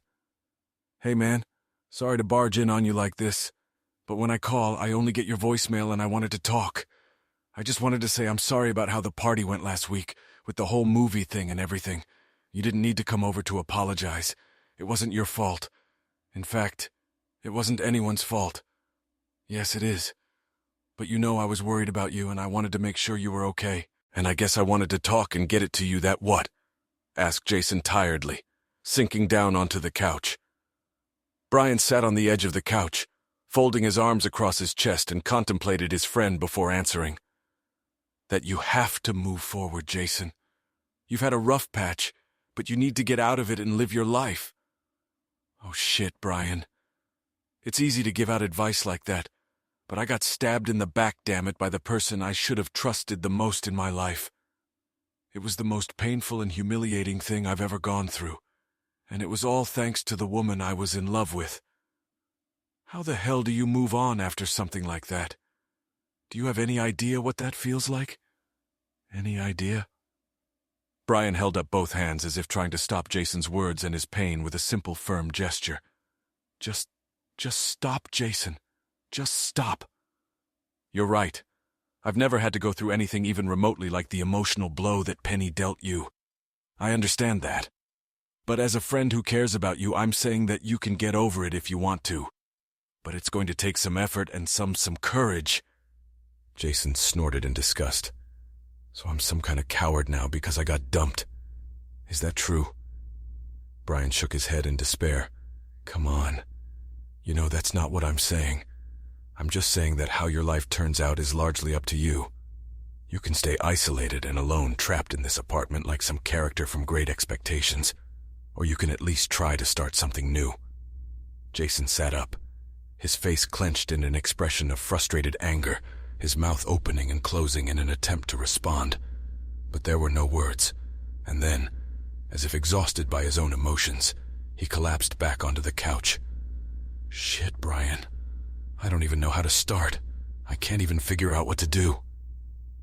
Brian smirked, pulling a folded piece of paper out of his pocket. Well, Jason, Brian just might have the answer for you. He unfolded the paper and placed it on Jason's knee. Jason picked up the paper suspiciously and studied it, his eyes frowning as he read. Brian, it's just a list of girls. A list of girls who would love to go out with you. Names and numbers, all kinds of information. All you have to do is call. I've done that before, but it didn't work out. Well, it's time to do better. I don't think I can. That's what I thought you were going to say. Brian pulled out his cell phone and flipped through several screens. Here, I've been ordered to read this to you if you resist. So listen. Brian pressed a button on his cell phone, and John Bright's voice rang out in the room. Jason, no one knows better than I do that you've been thrown into a worse situation than the latrine at Woodstock with all that marriage crap. And I understand why you've become disillusioned with life in general, and women in particular. I do. But honestly, son, it's time to grab life by the balls and start living again. I've seen you do some amazing things, and now I'm asking, or maybe insisting, that you do another amazing thing. I want you to put all this crap behind you and start having fun. Smiling Brian has a list of girls he assures me are top-notch. I'm not sure if Brian has more than 3 working brain cells, but I will say this. He seems to have a knack for women. So in this case only, I want you to do what he says. You don't need to get involved in anything serious. Play the field. Have fun.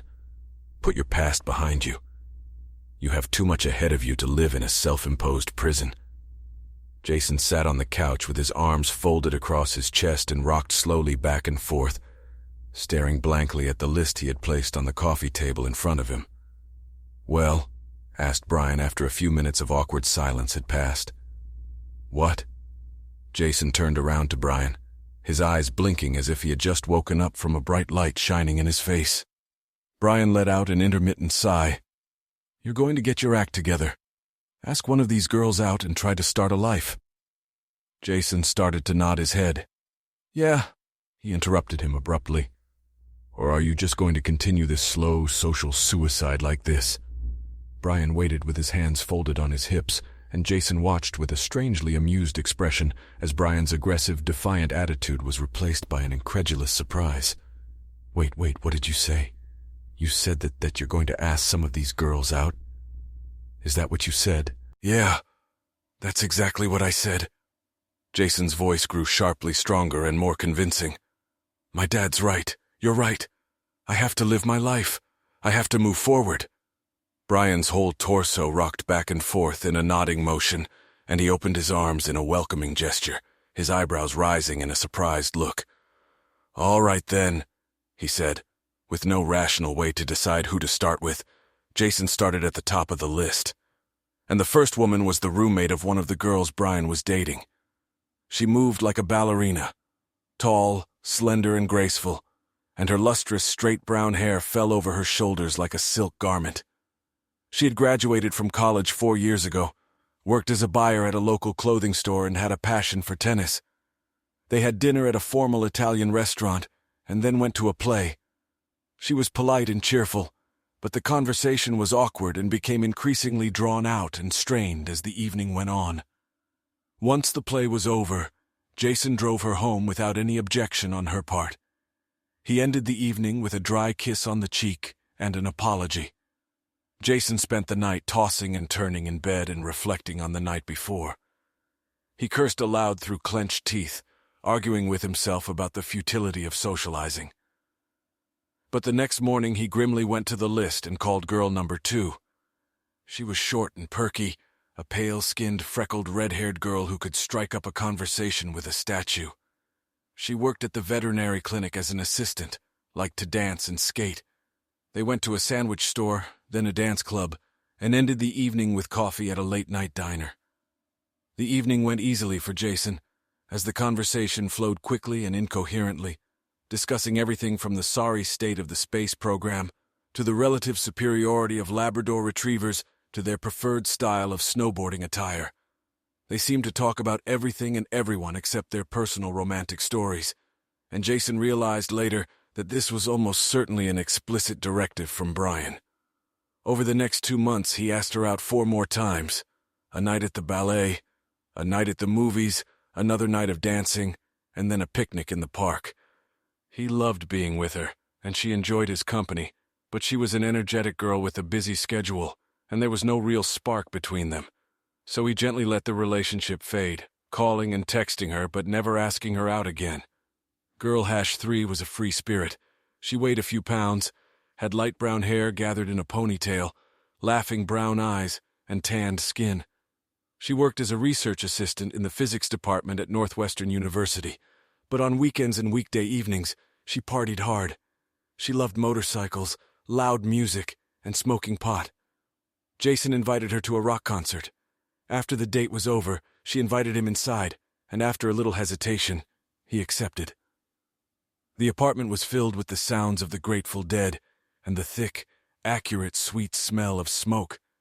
The roommate, tall and thin with a joint between her lips, waved from the kitchen where she was obviously baking brownies. Jason settled down on the couch, relinquished his bowl of grass, and tried to act casual until he finally bowed out and drove home. At his apartment, he quickly took off his clothes and put them in the washing machine, and took a shower himself, vaguely wondering if he could test positive for secondhand smoke. The next day, he called girl Hash 4. She was something of a Marilyn Monroe clone with short, curled, platinum blonde hair. She worked as a saleswoman, still lived at home, and didn't seem to have any real interests. Jason, to whom the ability for social interaction was slowly returning, carried on a conversation as they sat down to a long and rather tedious dinner. He drove her home, and she invited him in for a drink, letting him know that her parents were away for the weekend. Her gorgeous cleavage and full hips made the invitation very tempting, but Jason couldn't bring himself to engage in any kind of relationship with such a weak girl. So he politely declined and went home, where he finished the evening with a bottle of baby oil in front of his computer. Girls 5 through 7 were cute, outgoing, fun, but otherwise unremarkable. He enjoyed meeting them, having good conversations, enjoying laughter and easy intimacy. He made second, third, and even fourth dates, but never felt anything but pleasant satisfaction, and began to worry that the relationship he had with Penny would forever slip away from him. He began to think that he might have to find someone he could be comfortable with, or maybe just love, and that deep love like he had with Penny was just not meant to happen again. But that was before girl number 8 came along. Gail Ann Rawson was a 28-year-old University of Illinois graduate with a degree in marketing and a solid advertising job at a downtown department store. To most observers, she was, if not beautiful, at least pretty. Shoulder-length ash blonde hair framing a heart-shaped face, cool, lightly freckled skin, and a soft, comfortable body. She was also the only girl on the list that neither Jason nor Brian, for that matter, had ever met. Her brother worked with Brian, and when he heard about Jason, he called his sister over. Brian took one look at her picture and put her on the list. When Jason called, Gail was wary and a little reserved, even surprised that Jason had called her specifically. She vaguely remembered talking to her brother about Jason a few months ago, but now, faced with the reality of being asked out by a complete stranger, she chickened out and declined, and Jason, feeling somewhat relieved that he wouldn't have to try to impress a complete stranger, took it calmly. But a couple of days later, Gail called back and apologized for her refusal, explaining that she hadn't wanted to at first. And after talking to her brother again, she changed her mind about going on the date. They talked for a few minutes on the phone, joked about how blind dates can be uncomfortable, and made plans for a lunch date later in the week. They met at a small downtown cafe specializing in soups and salads. The conversation was awkward at first. Typical opening remarks, job and education descriptions, general information about family life, and idle comments about soup and bisque preferences. Gradually, the conversation became lighter, more casual and spontaneous. They swapped stories, talked about interests, and laughed. When they finished eating, and Jason held out his credit card, he looked at his watch and was amazed to see that he was 30 minutes late for his scheduled return to the office. He hastily paid and took Gail out to the sidewalk where he hailed a cab for her, and then caught his own. Back in the office, he absent-mindedly went about his afternoon work, reflecting on his lunch with Gail. Following his plan to not seem needy or overly concerned about any of the girls he'd had a good time with, Jason decided to wait a couple days before contacting Gail again. After a few hours, he decided he wanted to invite her to a play that was coming to town in a couple weeks, and figured he'd better call her the next day so she'd have a chance to book the date. By late afternoon, he changed that plan and decided to call her later to invite her to dinner that weekend. He ended up calling before he even left work and invited her the next night. She said yes. They had dinner at an upscale steakhouse, planning to go to a movie, but time slipped away from them as they chatted throughout dinner and missed the start of the movie. They lingered at the table, devoured the shared dessert for over an hour, and continued to chat after the check was paid until the waiter began to gently hint, and then finally more forcefully suggested they move the conversation elsewhere if they were done eating, since the restaurant could use the table. Gail was shocked, but Jason only laughed, and instead of ending the evening, suggested they move their date to a nearby bar. They continued to talk about everything in the world, from clothing preferences to favorite sports teams to travel dreams. They talked seriously about important things and jokingly about humorous things, easily and with great interest, revealing any insignificant fact about themselves. At one day, the conversation turned to the excessive lifestyles of the rich and famous. Jason reasoned that money and fame likely exacerbated the problems associated with poor lifestyle choices, and listed several famous people. When he mentioned Lindsay Lohan, Gail snorted and rolled her eyes in disgust. "God, Lindsay Lohan, how much I hate her!" She said it, almost spitting the words out. Jason raised his eyebrows and shook his head, puzzled. "Why does she annoy you so much? I mean, I know she's out of control and beating herself up, but what makes her different from the rest of us?" Gail took a deep breath, bit her lip, and looked up at the ceiling before returning her gaze to Jason. "It's not that she's taking anything. In fact, I don't care about that at all. It's just that she was in a Disney movie that I just hate, and for some reason I can't help but blame it on her personally." "Wait, you hate her because she was in a movie you didn't like?" Gail squinted her eyes and wrinkled her nose, as if the conversation had taken a decidedly unpleasant turn. "No, well, sort of. I mean, I really hated that movie." Jason tilted his head to the side, thinking about Gail for a moment. "Seriously, you owe me a little explanation. How can a movie, and a Disney movie at that, be so bad?" Gail let out her breath in a long, controlled sigh and leaned forward, resting her elbow on the table and resting her cheek on her hand. "You're going to make me talk about it, aren't you?" She smiled. "Yes," he said with a half-smile. "Yeah, I guess so." Gail took another deep breath and exhaled slowly before speaking again. "Okay, well, the movie is a remake, The Parent Trap. The original had Hayley Mills in it. Do you know the story?" "Yeah, sure, I think I do. Twin girls find out they're sisters and try to get their mom and dad to get back together, right?" "Well, yeah. And the horrible things they did to the girl who was going to marry their dad."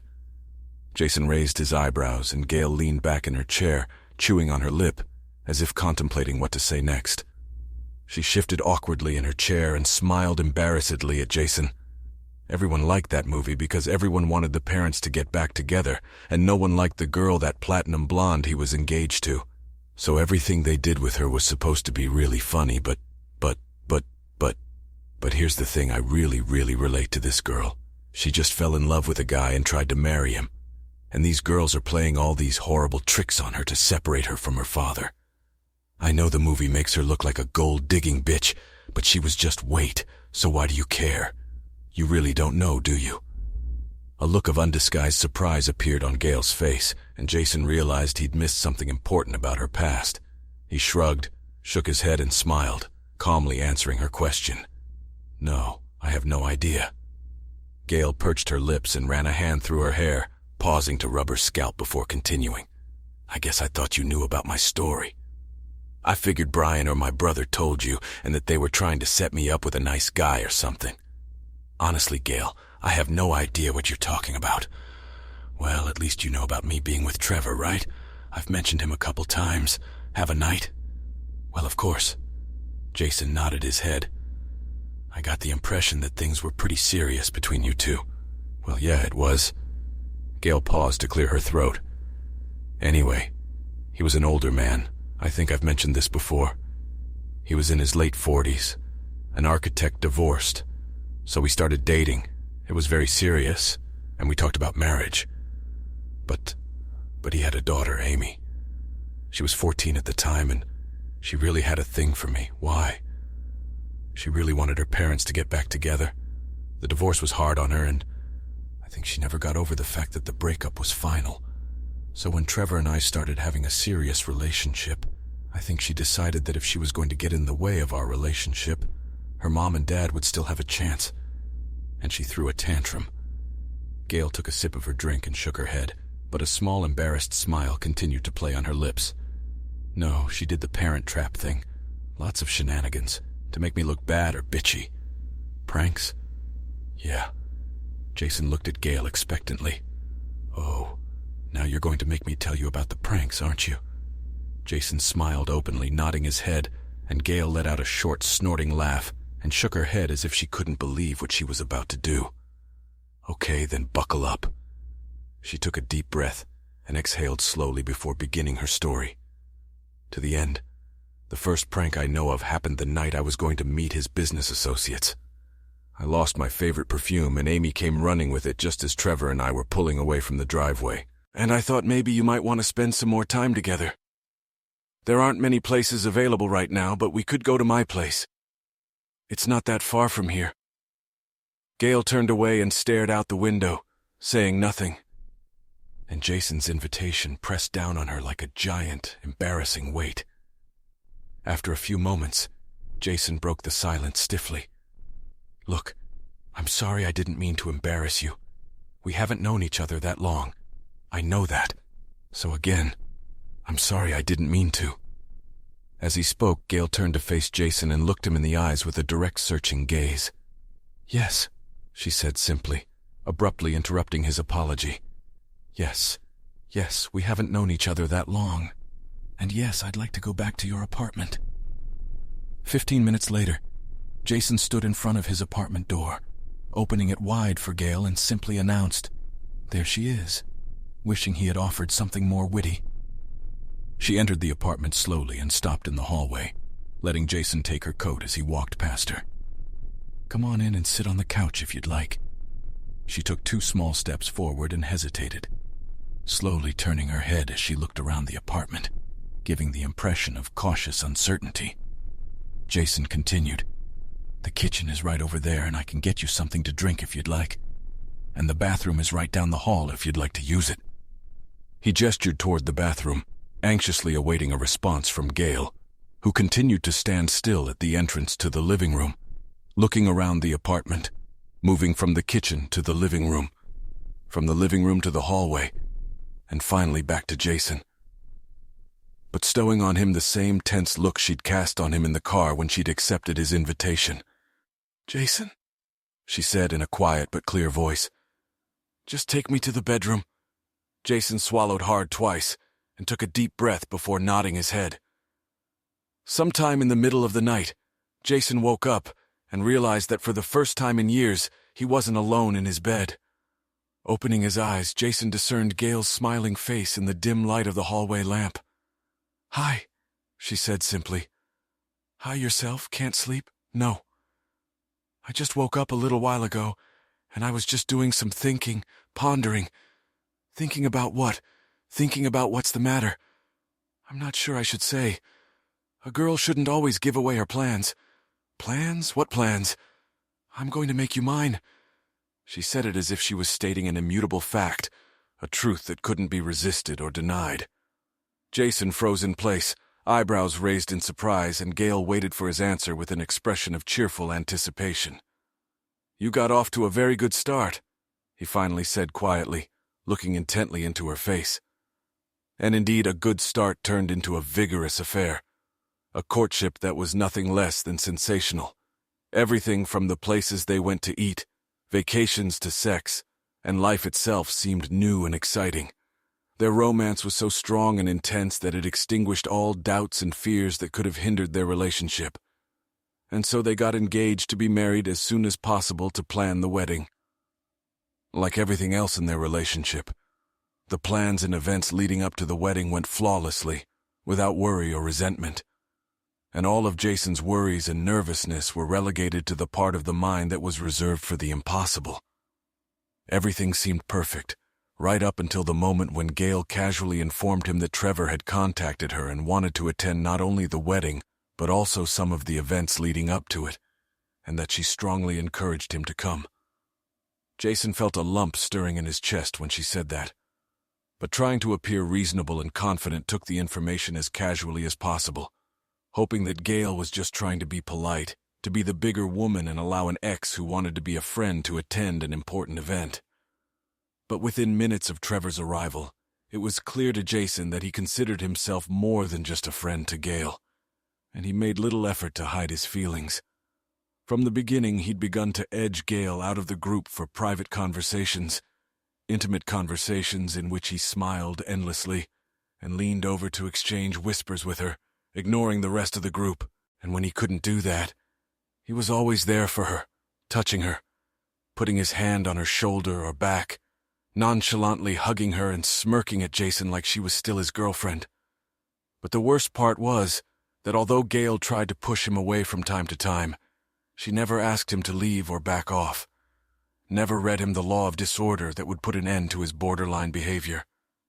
And so, less than 10 months after their first meeting, Jason found himself at his second wedding rehearsal dinner with his second fiancée. And for the second time in his life, he experienced a sense of impending doom.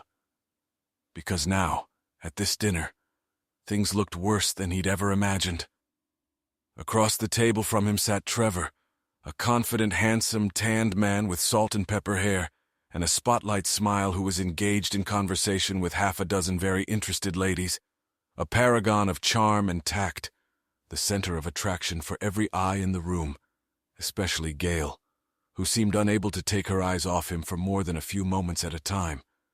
And with every sly look, with every sly smile, the lump Gail had planted in his chest grew until it became a sort of emotional cancer that darkened his mood and destroyed his composure. He haphazardly moved food from plate to plate, barely engaging in conversation with the guests, who seemed more aware of his discomfort than Gail. Finally, with a resigned sigh, he pushed his plate away and muttered softly to himself, placing his elbows on the table and massaging his temples with his knuckles. Gail finally turned her attention to him. "God, are you okay? You look a little sore." Jason looked at her with a blank, almost threatening stare, trying to decide what to say, then leaned over and hissed in her ear, the tone of his voice so angry and foreign it hit her like a fist. "Damn it, Gail. If you're going to take me down, why don't you just use a knife?" Gail's eyes widened in wild, frightened disbelief. What? What's wrong, Jason? What are you talking about?" Jason snorted with a mocking half-smile. "Come on, Gail. I've been here before," he said, nodding slightly in Trevor's direction. "You basically invited your ex to our rehearsal without asking me. You suddenly have secrets. You're having private conversations, clearly arranging some sort of meeting or something. And now, at dinner, you can't take your eyes off him, smiling to yourself, probably about some personal fantasy, and you're nervous. I know how this ends. I've been here before. Maybe we should just move it over here, switch places. Would that make you feel better? Gail began shaking her head vigorously and leaned closer to Jason, obviously trying not to be overheard. Oh, no, Jason, you didn't. I didn't invite him. He kind of invited himself. He said he wanted to be there, that he wanted to see me. And I had something I wanted to do, and that's why I was secretive. I knew that you'd be mad, so I just didn't tell you. Angry about what? Because of some last-minute twist? Why the hell would I be upset about what my fiancée is doing before her wedding to her ex-boyfriend and not be entertained? No, Jason, no, just stop. Her voice was suddenly low and insistent, the panic of a moment ago replaced by firm determination. This isn't that you think. Jason raised his eyebrows expectantly, and Gail took a slow, deliberate breath through her nose before starting again.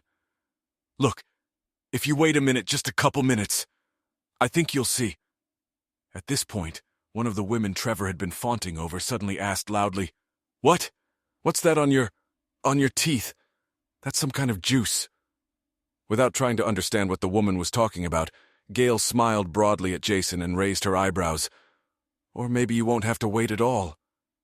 Jason turned around with a disgruntled face at the new commotion. What he saw seemed so strange that for a moment he had trouble making sense of what was happening. Trevor was still smiling, still sitting elegantly, but now he was bringing his hand to his mouth with a puzzled and concerned look.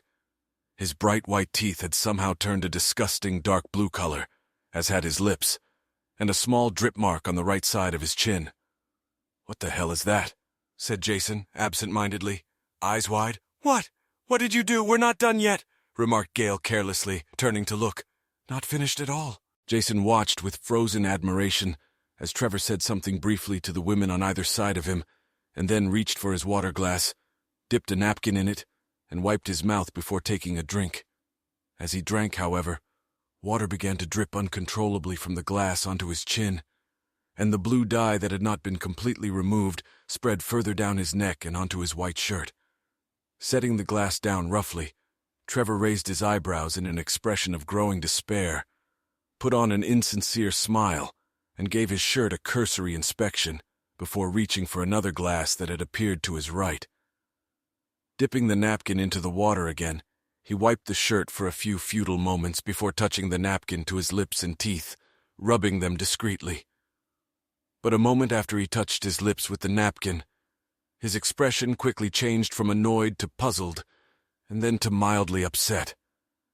To confirm his thoughts, Trevor picked up his glass and took a sip, whereupon his expression of frustration instantly turned to panic, and his face turned a deep red color, and his eyes seemed to pop out of his eye sockets. His appearance deteriorated further when he ran his hand mindlessly over his scalp, inadvertently turning his perfectly oiled hair into an ill-formed stack of black spikes.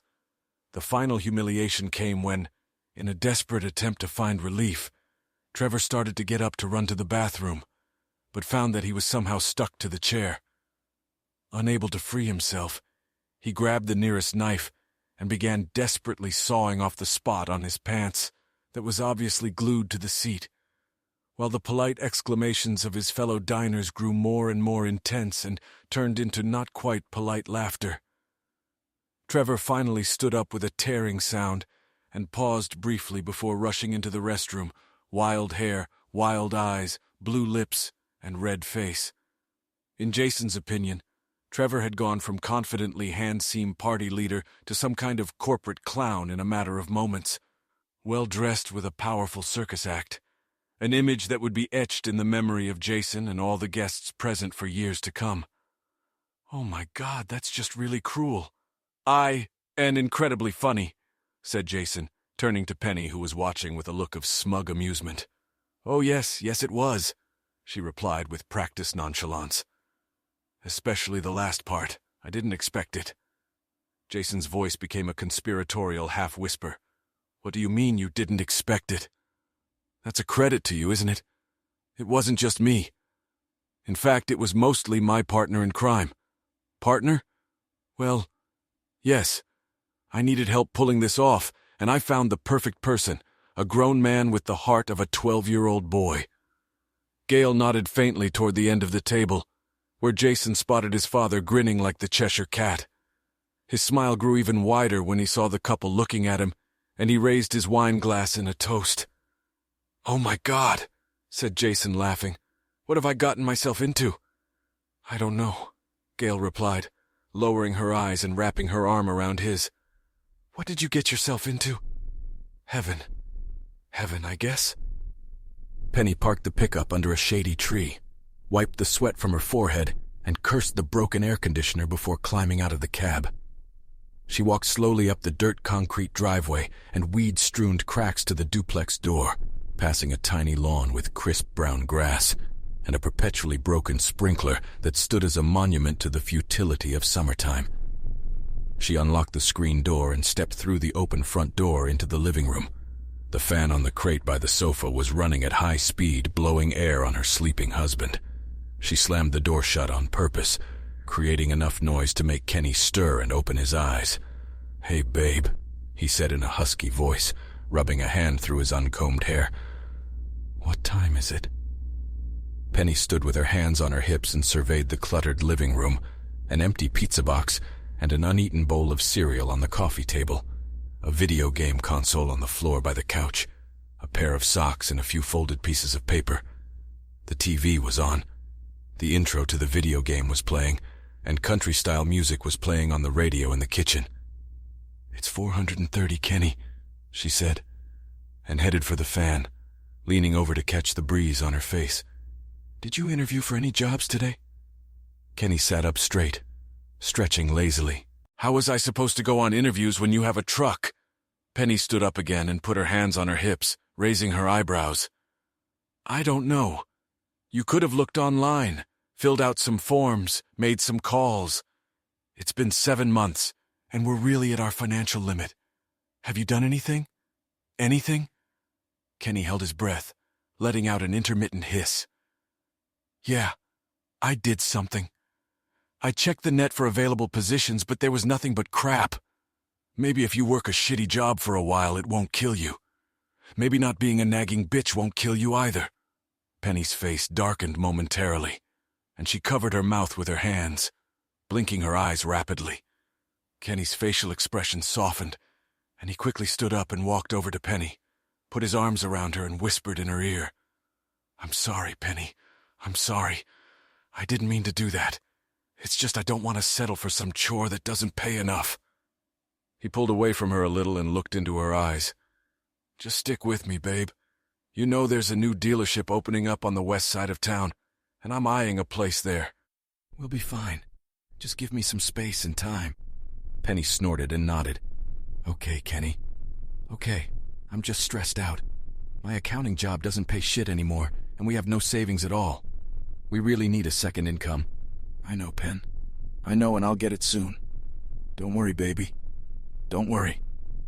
They gave each other a half smile, then walked to a small alcove between the kitchen and living room where there was a desk with a computer and some filing cabinets. She sat down at the table, hovered her mouth to turn on the computer, shuffled through the papers, and pulled out a credit card to pay her bills.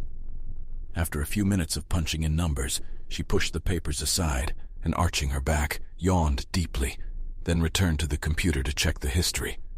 With a sense of disappointment and satisfaction at the same time, she noted that the list of available jobs had one search result mixed in with sports pages and YouTube videos.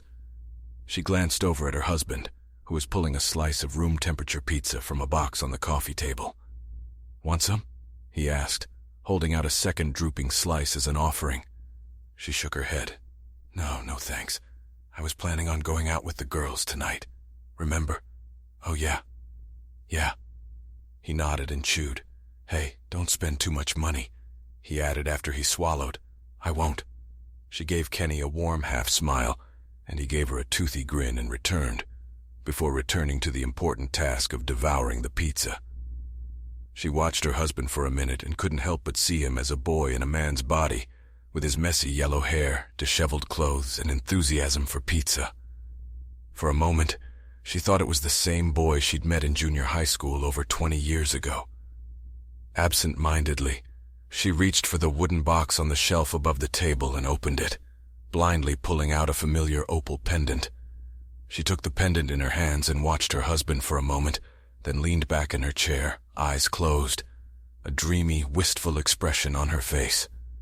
But the smile disappeared when she heard swearing, and slowly opened one eye to see Kenny struggling with the video game controller on the television.